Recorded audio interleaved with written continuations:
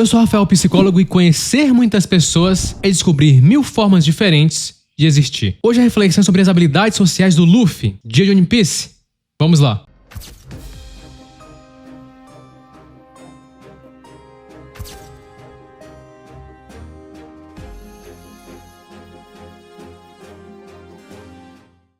Você já percebeu o quanto o Luffy tem de habilidades sociais? Não estou falando de amizades próximas como o Zoro, o Anami, mas daqueles laços que ele cria praticamente com todo mundo que ele vai encontrando ao longo do caminho dele. A psicologia social mostra que esses laços podem mudar a nossa vida. O Luffy já é um personagem que chama a atenção de diversas maneiras, desde a sua extroversão extrema, a capacidade de lidar com situações de maneira mais natural possível e de sua enorme habilidade de criar conexões, algumas mais profundas e outras nem tanto assim, mas que fazem diferença. Luffy é muito influente. Ele exerce uma influência emocional absurda sobre sua tripulação. Alguns líderes inspiram de forma direta, por carisma, autoridade. Outros têm um impacto mais sutil, por coerência ou presença. No caso do Luffy, há uma força quase que contagiante. Ele não impõe, ele irradia. E isso faz total diferença, porque o ambiente emocional de um grupo molda profundamente os estados internos dos seus membros. Quando o Luffy se mantém confiante, esperançoso ou determinado, esse estado se espalha, mesmo sem palavras. Os outros passam a sentir o mesmo. E essa transmissão não é metafórica, é biológica. Estudos recentes mostram que a dor e o estresse não são apenas experiências individuais, elas podem ser socialmente transmitidas. Um estudo com camundongos demonstrou que vocalizações ultrassônicas emitidas por indivíduos com dor foram capazes de induzir hiperalgesia, aumento da sensibilidade da dor, em camundongos próximos, mesmo sem qualquer lesão física. Ou seja, apenas ouvir os sons associados à dor foi suficiente para ativar respostas inflamatórias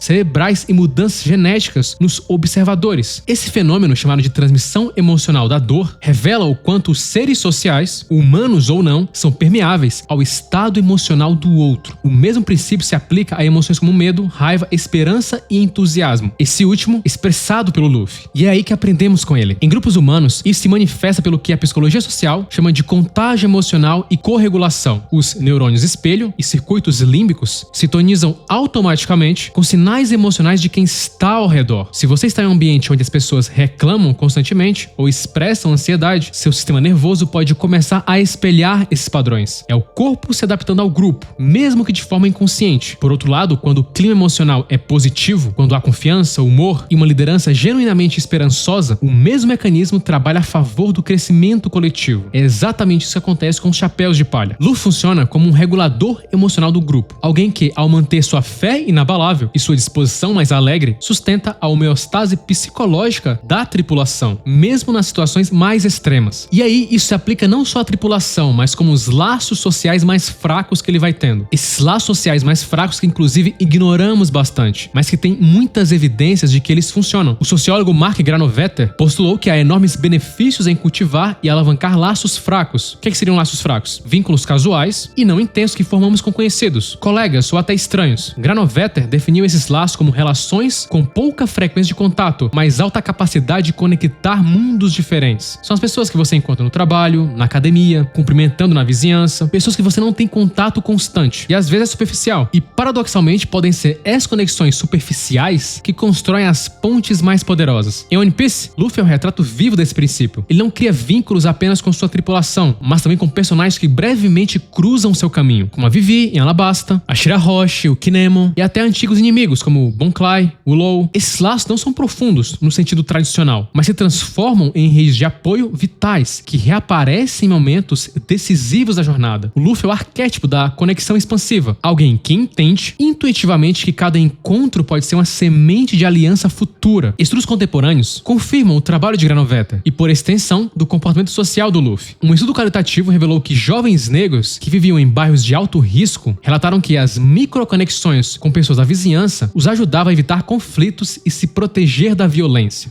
Aquele reconhecimento sutil, o cumprimento ocasional, funciona como uma espécie de pertencimento e respeito, criando zonas de segurança invisíveis. De forma complementar, um estudo experimental envolvendo 20 milhões de usuários do LinkedIn mostrou que as oportunidades de emprego surgem com mais frequência através dos laços fracos, conhecidos distantes, com poucas interações e poucos amigos em comum. Ou seja, conexões ocasionais podem ser transformadoras sem percebermos. Luffy demonstra isso narrativamente. Seus aliados não vêm apenas dos círculos próximos, mas de pontes sociais improváveis, reinos, ilhas inteiras que se unem quando ele precisa. Basicamente, o One Piece mostra que um encontro breve pode salvar o mundo. A ciência também sugere que esses vínculos ocasionais aumentam o bem-estar. Na nossa sociedade, talvez se torne ainda mais fundamental e pode dissolver essa sensação de isolamento moderno. É exatamente isso que o Luffy faz naturalmente. Ele fala com todo mundo, ele inicia conversas sem medo de ridículo ou da rejeição e espalha uma forma espontânea de vínculo humano que contagia até os mais fechados. O psicólogo Nick Epley, da Universidade de Chicago, tem mostrado que superestimamos o risco da conexão social. Em suas pesquisas, com mais de 20 mil pontos de dados sobre sociabilidade, ele demonstrou que as pessoas tendem a reagir muito mais positivamente ao contato do que imaginamos. O medo de parecer intrusivo ou inadequado é, na verdade, um viés cognitivo, um erro de previsão emocional. Quando superamos essa barreira e nos permitimos interagir, colhemos benefícios imediatos, maior humor, sensação de pertencimento e ampliação das redes de suporte. Granovetter demonstrou tudo isso estatisticamente e o Luffy narrativamente. Os dois, sociólogo e pirata, provam que o mundo não se sustenta apenas com laços fortes, mas nas pontes invisíveis, criadas em laços de desconhecidos. Mas aí, se você é assim como eu, introvertido, não gosta muito de conversar com pessoas novas, como fazer isso? Como sair da inércia? Porque a grande pergunta é, se o Luffy é naturalmente extrovertido, cheio de energia, entusiasta, como alguém oposto dele poderia fazer algo semelhante? Como praticar essa abertura para o mundo quando não se tem tempo, nem energia e nem vontade de socializar? É aqui que entra a ciência do hábito e o poder que ela tem em literalmente reconfigurar nosso cérebro. Ser introvertido não significa ser antissocial, significa apenas que seu sistema nervoso se sobrecarrega mais facilmente com interações intensas. Mas o cérebro é plástico, ele muda por meio da experiência repetida. Assim como um músculo que se fortalece com o treino, a sociabilidade também pode ser treinada. Exposição gradual a interações leves. Cumprimentar alguém, conversar brevemente com um colega, iniciar um diálogo simples é suficiente para começar a moldar novas conexões neurais ligadas ao prazer social e à recompensa dopaminérgica. E aí, quanto mais você pratica, mais isso se torna natural. A lei da inércia não se aplica apenas à física, mas também à mente humana. Objetos em repouso tendem a permanecer em repouso, objetos em movimento tendem a permanecer em movimento. Quando ficamos parados emocionalmente, sem agir, sem se conectar, sem buscar pequenas doses de prazer ou desafio, o cérebro se acomoda nesse padrão. Com o tempo, a inatividade gera mais inatividade e a sensação de cansaço ou falta de tempo se transforma em um ciclo de autossabotagem. E aí podemos usar a ativação comportamental para emular esse comportamento do Luffy. A teoria da ativação comportamental, amplamente utilizada na psicologia clínica, mostra que, quando as pessoas entram em quadros de desânimo ou depressão, tendem a interromper atividades que as faziam se sentir bem. E aí, com menos experiências positivas, o humor piora e o ciclo se retroalimenta. A intervenção é simples, mas poderosa. Agir primeiro, sentir depois. Mesmo que você não esteja motivado, deve programar conscientemente pequenas ações que promovam prazer, realização ou senso de domínio, como conversar com alguém novo, sair para caminhar, concluir uma tarefa simples. Cada uma dessas ações gera retroalimentação emocional positiva, reacendendo o circuito de energia e motivação. Ou seja, você não precisa ser igual ao Luffy. Criar um novo hábito social não é sobre mudar sua essência, mas sobre reescrever o código de resposta do seu cérebro. Quando você age de forma intencional e não apenas reativa, você ativa regiões como o córtex pré-frontal, responsável pelo planejamento e autorregulação, e reengaja circuitos dopaminérgicos ligados à expectativa de recompensa. E aí, com o tempo, o desconfortável pode se tornar natural. O que era esforço vira impulso. Você não precisa se tornar o Luffy. Você apenas precisa criar o seu próprio movimento. Porque assim como na física, a parte mais difícil é sair da inércia. Depois disso, o próprio movimento tende a te carregar. O Luffy tem vários comportamentos que eu vou trazer aqui no canal que podem ajudar a gente socialmente, como o fato de ele conseguir se manter corporalmente mais ativo, o que poderia influenciar como ele se sente. O psicólogo Johannes Michalak e seus colegas demonstraram isso empiricamente. Pessoas instruídas a caminhar de forma mais alegre e enérgica relataram níveis significativamente mais altos de felicidade do que aquelas que apenas andavam de modo neutro. E o inverso também é verdadeiro. Adotar uma postura abatida, ombros curvados, olhar para baixo, aumenta sentimentos de tristeza e desânimo, mesmo sem que nada tenha mudado no ambiente externo. Esse fenômeno é conhecido como feedback corporal. É como se o corpo apenas não expressasse emoções. Ele as cria e a regula. É como se o corpo falasse com o nosso cérebro e o cérebro escutasse. Um dos melhores exemplos desse efeito é o Kobe, o jovem marinheiro que cruzou o caminho do Luffy no início da jornada, e em poucos encontros, Luffy impactou ele de forma irreversível, apenas observando sua coragem, sua leveza e seu senso de propósito propósito, Kobe foi inspirado a romper com um ciclo de submissão e medo e passou a se impor, buscando seus próprios sonhos. Luffy não convenceu com discursos, o transformou pela forma como vive. Essa é a essência da influência autêntica, liderar pelo estado interno, não apenas pela palavra. Se você chegou até aqui, você conseguiu agora ver a importância dos laços fracos. Luffy então mostra a importância dos laços fracos, do capital social, isso aumenta a sensação dele de reciprocidade e confiança coletiva, e ele tem uma propagação de reputação. Luffy é famoso porque as pessoas que se conectaram com ele contam sua história para os outros, e é assim que ele se torna um símbolo além da sua tripulação. Luffy mostra que você não precisa ter amigos íntimos para transformar o mundo ao seu redor. Os laços fracos, pessoas que você cumprimenta na padaria, colegas de treino, conhecidos em viagem, são pontes para novas possibilidades. No fim, o segredo do Luffy não é só ter amigos fortes, mas nunca desperdiçar a chance de criar uma conexão, por mais breve que ela seja. Curta, se inscreva e compartilhe, é apenas o começo.